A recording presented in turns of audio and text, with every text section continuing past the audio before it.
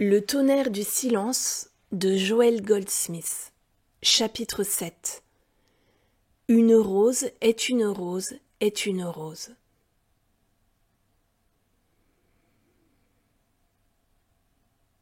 Nul ne peut se libérer lui-même de sa croyance en de pouvoir et entreprendre son retour en Éden s'il ne consent à s'abstenir de tout jugement humain et à considérer le monde avec un mental indemne de tout conditionnement. Cesser de voir le bien et le mal, c'est une pratique que nous pouvons commencer dès cet instant même, en considérant un objet quelconque de notre champ visuel ou toute personne à laquelle nous pouvons nous trouver confrontés. Au début, et dans la plupart des cas toutefois, notre entraînement sera facilité lorsqu'il s'agira d'objets ou de personnes auxquelles nous ne sommes pas attachés sentimentalement. Vous pouvez commencer à vous exercer sur le bouquet de fleurs qui peut-être vous a été offert. Si vous n'avez à leur sujet aucune idée préconçue, vous ne savez pas d'avance si ces fleurs vous procureront la joie de contempler leur beauté ou si elles déclencheront en vous une crise allergique.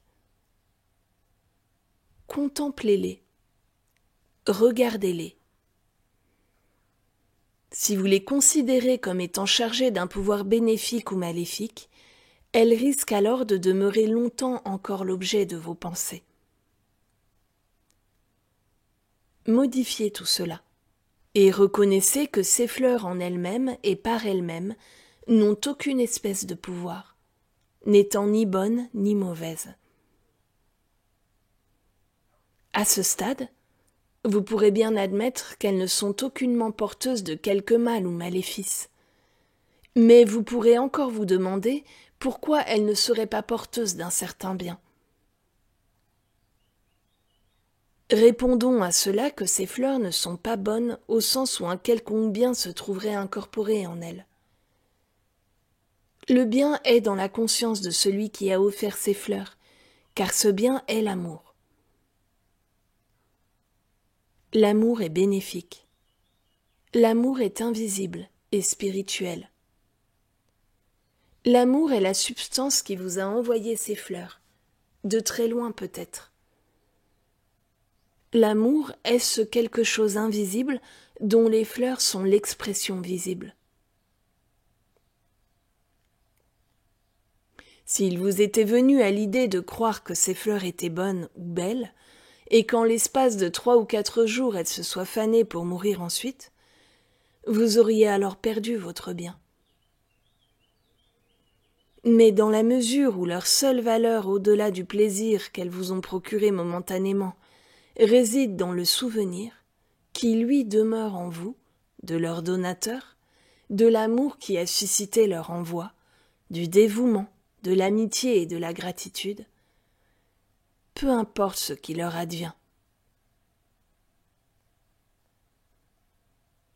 Les fleurs, une fois fanées puis mortes et oubliées depuis longtemps, la bonté, l'affection et la reconnaissance dont elles étaient l'expression demeureront, créant dans l'invisible un lien immortel et éternel entre la personne qui a donné et celle qui a reçu. Voilà pourquoi vous ne devriez jamais regretter la perte d'un objet auquel vous attachiez de la valeur, quel qu'en soit le prix.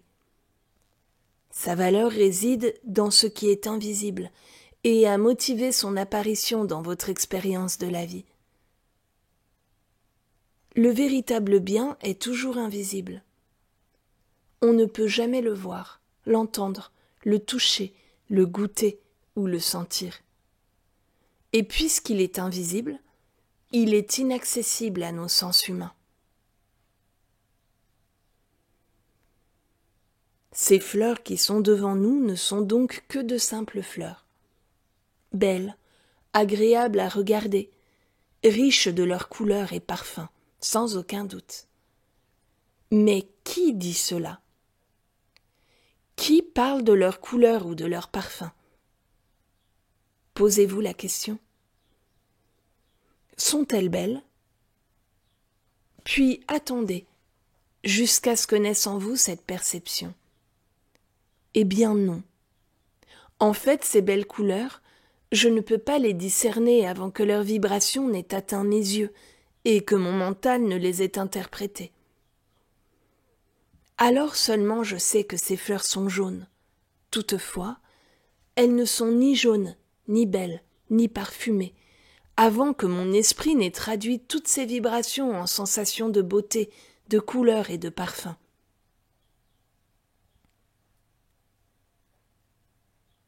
En réfléchissant sur ce thème, vous découvrez que même la forme de ces fleurs n'est pas belle, en elle-même et par elle-même, mais que sa beauté provient de l'interprétation que vous en faites. Et pendant que vous êtes assis à les contempler, convaincu maintenant que ces fleurs ne sont ni belles ni affreuses, soudain, dans le vide que vous avez ainsi créé, vous percevez vraiment la nature de ceux-là même que vous regardez. C'est alors que vous découvrez qu'il y a là beaucoup plus que des roses dans un vase, et que vous êtes amené à conclure « Rose, mais rose, vous n'êtes rien ». En me servant de l'esprit non conditionné comme instrument, je vous crée à ma propre image et ressemblance. Je vous donne votre couleur, votre forme, votre parfum et votre beauté. Ce je, toutefois, n'est pas le je personnel, bien incapable à tout jamais de faire cela, mais le je qui est Dieu, cette partie de moi-même qui est mon identité véritable. C'est ce je qui a créé ces roses à son image et à sa ressemblance. Elles ne sont par conséquent ni bonnes ni mauvaises, car elles sont parfaites. Par elles-mêmes, elles ne sont rien. Mais en vertu de la grâce de Dieu, elles sont parfaites.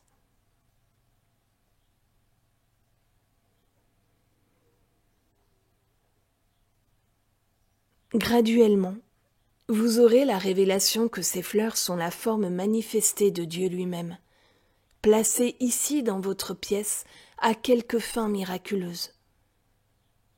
Elles ne sont pas là pour être seulement admirées pendant une journée, mais en tant que partie de la totalité et de la plénitude achevée de Dieu dans la beauté de son essence.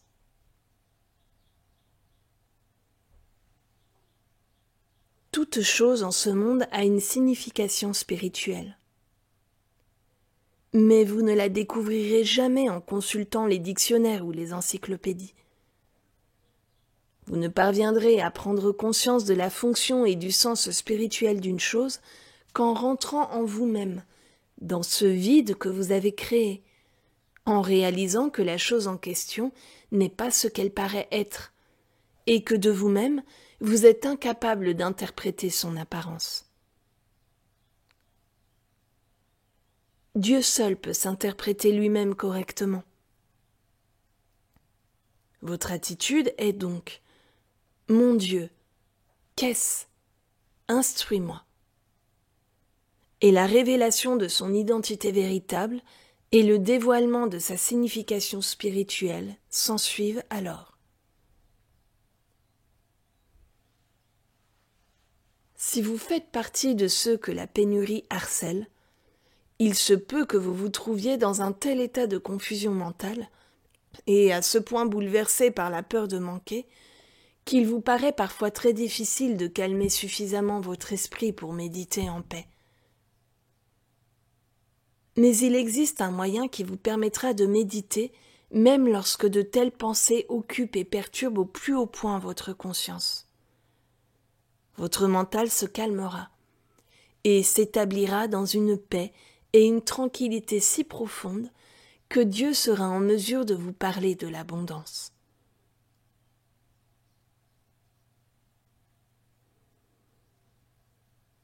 Prenez de l'argent, une pièce ou un billet, peu importe, et placez-le devant vous. Regardez-le. Si vous pouvez voir ce que je vois, vous conviendrez qu'il est aussi inerte qu'un bouton de porte, inanimé, sans aucune vie.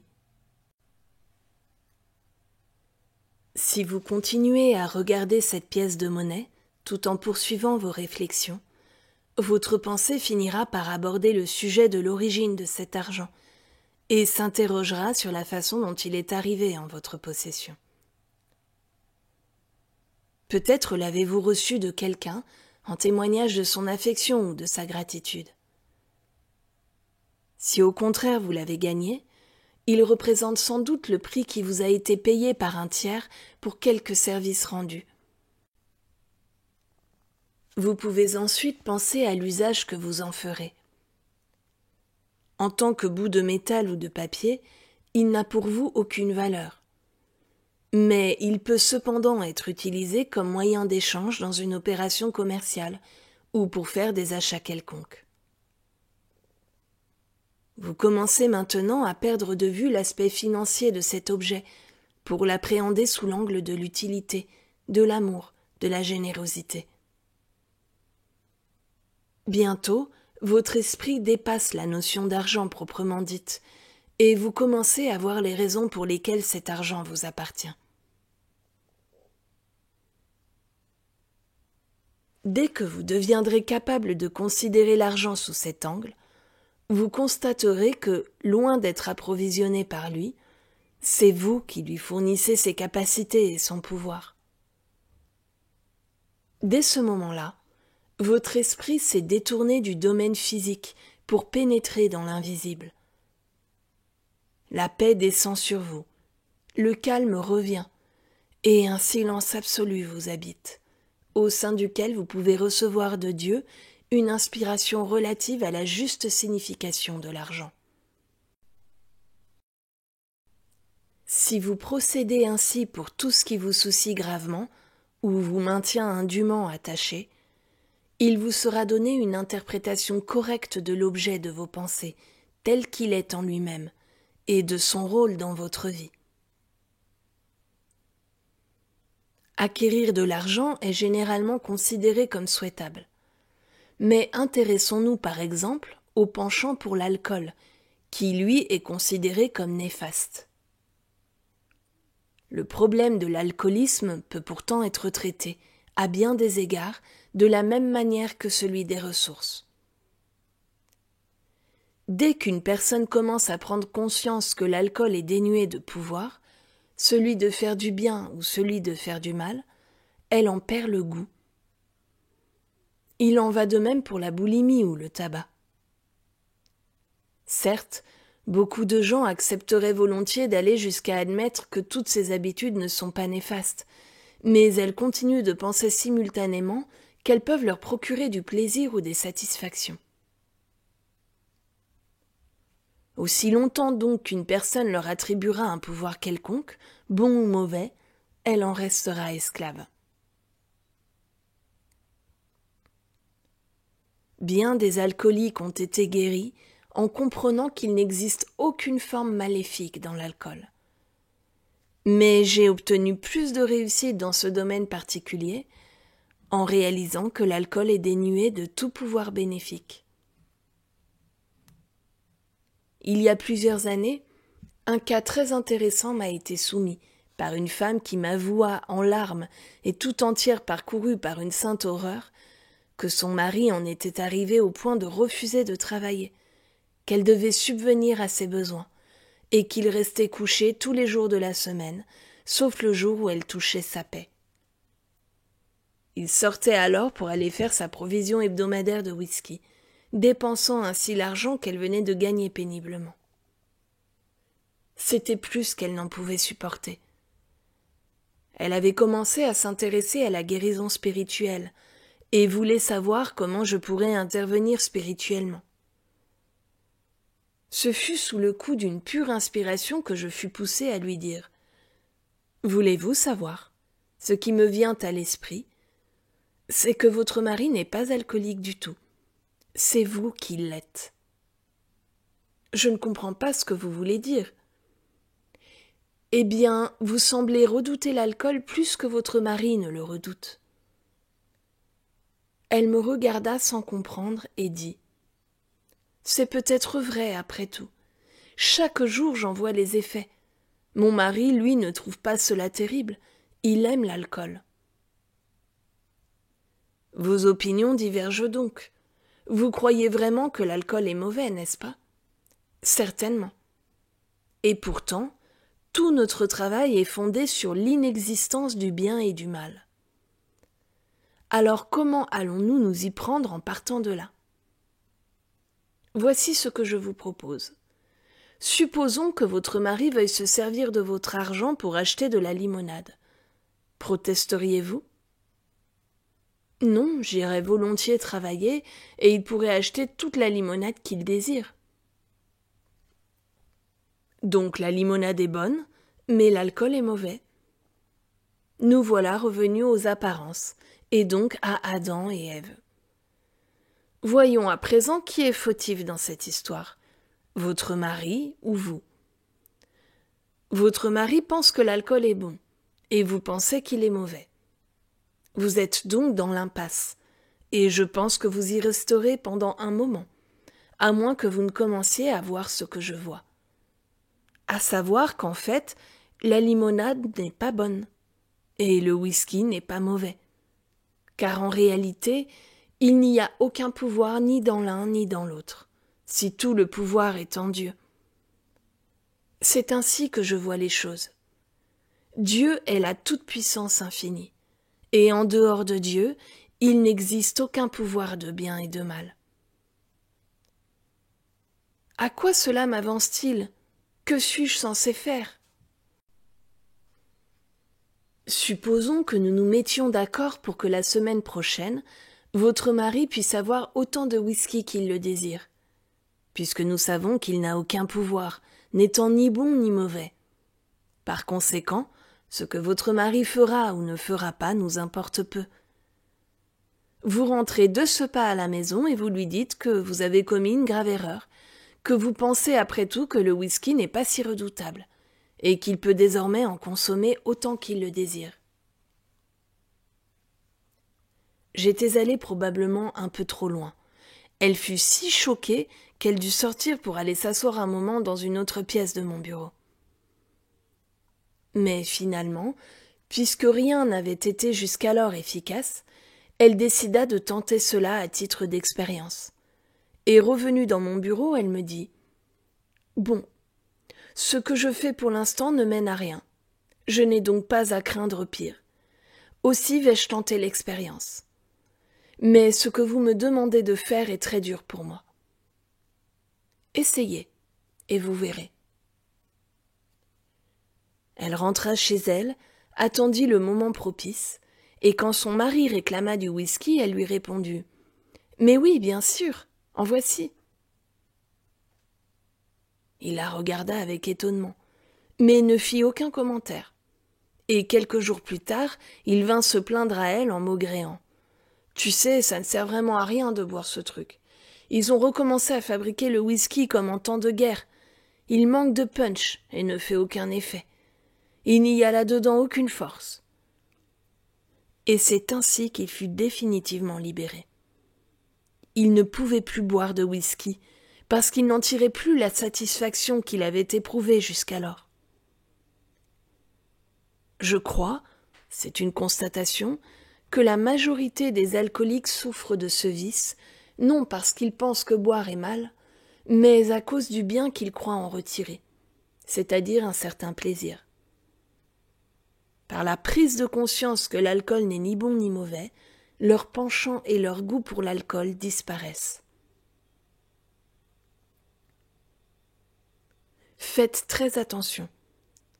Ne commettez pas l'erreur métaphysique de déclarer que le mal n'est pas un pouvoir tout en croyant que le bien en est un. Reconnaissez au plus vite qu'il n'existe aucun pouvoir, si ce n'est Dieu. Ne commettez pas l'erreur d'adorer ou de craindre quelque créature, que celle-ci existe dans sa forme physique ou en tant que forme pensée. Ne la redoutez pas, ne la glorifiez pas. Glorifiez le Créateur de toute forme, et pendant que vous le glorifiez, vous échapperez à tout pouvoir de bien et de mal. Vous posséderez seulement le pouvoir de Dieu, et pendant cette unique et brève seconde, vous vous retrouverez dans le jardin d'Éden, là où nul problème n'existe, là où nulle force ou puissance n'agit sur vous de façon positive ou négative. Vous resterez tout simplement suspendu dans une atmosphère de paix.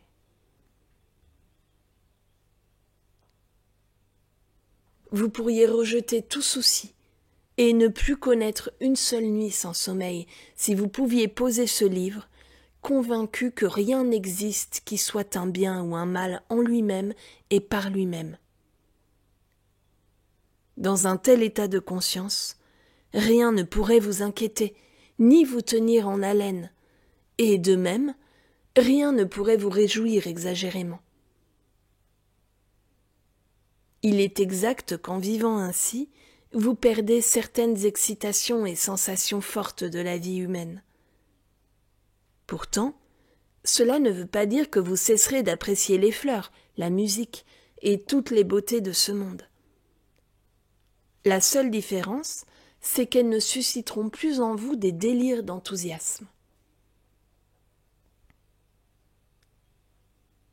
Ce manque d'excitation sera plus que compensé dans votre vie par l'absence de soucis, car vous en serez arrivé au point où vous percevrez qu'aucune qualité, bonne ou mauvaise, n'est inhérente à une personne ou à une chose, et que de telles caractéristiques ont pour seule existence celles mêmes que vous leur prêtez.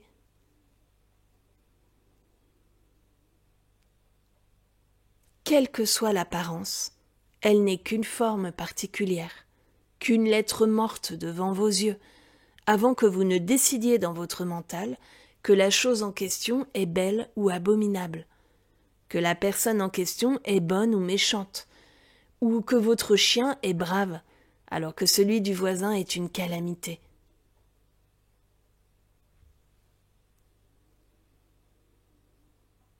Votre mental et le mien se sont trouvés imprégnés par l'ignorance inhérente aux croyances humaines.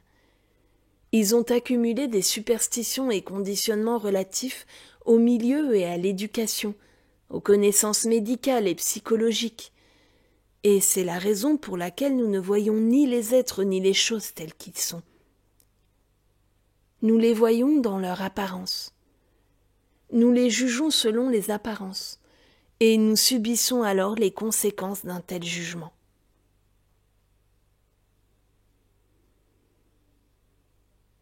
Pour libérer notre mental de l'ignorance, de la superstition et de la crainte, il nous faut retourner en Éden, là où la connaissance du bien et du mal n'existe pas, où nous ne nous soucions plus de savoir si nous sommes nus ou vêtus, si nous sommes actuellement riches ou pauvres, si humainement nous avons des défauts ou des vertus, si nous sommes heureux ou malheureux. Commençons là où nous en sommes présentement, et laissons notre déploiement spirituel s'amorcer en prenant conscience que l'univers est parfait, puisque Dieu est le principe de cet univers. Une étoile est une étoile. Une rose est une rose. Un chat est un chat est un chat. Et une lune est une lune est une lune est une lune. Mais cessons de leur accoler une étiquette bonne ou mauvaise. Appelons-les simplement par leur nom. Étoile, rose, chat, lune. Et nous nous apercevrons que Dieu nous révélera leur nature, ainsi que la juste place et la fonction exacte qu'ils doivent occuper et jouer dans notre vie. Tout dans cet univers émane de Dieu. Mais l'homme a cherché par lui-même à mettre au point de nombreuses inventions. L'homme a opéré des distorsions et a fait mauvais usage des réalités spirituelles de la création divine à des fins destructrices, à un point tel que même les splendeurs de l'atome sont devenues les horreurs de la bombe atomique. C'est l'homme qui a fait cela, non pas Dieu.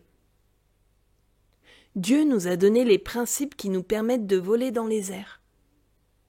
Mais c'est l'homme qui a utilisé ces principes pour fabriquer des engins destructeurs. Tant que le mental est dénaturé par des idées de bien et de mal, les bienfaits des idées divines se transforment en tombeaux pour des millions d'hommes.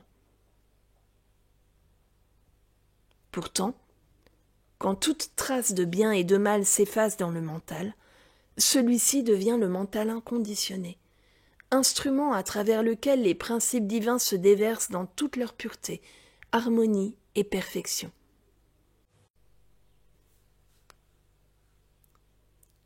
Dans la mesure où nous gardons notre mental vierge de tout jugement, il fonctionne sans s'appuyer sur des concepts, de sorte que, quand les principes de la vie viennent à s'exprimer par ce canal, ils se révèlent comme ils se révélèrent à Einstein, sous la forme pure de la loi. De même, lorsque l'esprit passe par le mental des praticiens qui, possédant cette connaissance, demeurent assis en silence sans juger, sans essayer de se débarrasser d'une maladie, de triompher d'un péché ou d'éliminer une peur, mais simplement assis dans un vide, tout rempli par la grâce de Dieu, la vérité passe et se manifeste dans toute sa pureté, et le patient s'écrie « Je me sens mieux » ou « Je suis guéri ». Ce qui crée et perpétue la condition humaine, c'est la dualité des contraires. On croit que les fleurs sont bénéfiques, mais que les mauvaises herbes sont nuisibles, que les rouges-gorges sont utiles, alors que les pucerons des rosiers sont néfastes. Toutefois, si nous ne passons pas sur quelques mauvaises apparences en la décrétant tout simplement bonne, ce qui n'est qu'un simple cliché métaphysique dépassé, et si nous nous abstenons également de décréter qu'elle est néfaste, pour reconnaître que tout ce qui existe est pure émanation de l'âme dans son expression infinie d'elle-même, finalement, même les pucerons des rosiers trouveront leur juste place, là où ils ne pourront faire aucun dégât. Même les soi-disant méchants de ce monde commencent à servir des causes louables, car s'ils ne le faisaient pas, ils seraient relégués là où il leur deviendrait impossible de continuer leurs agissements.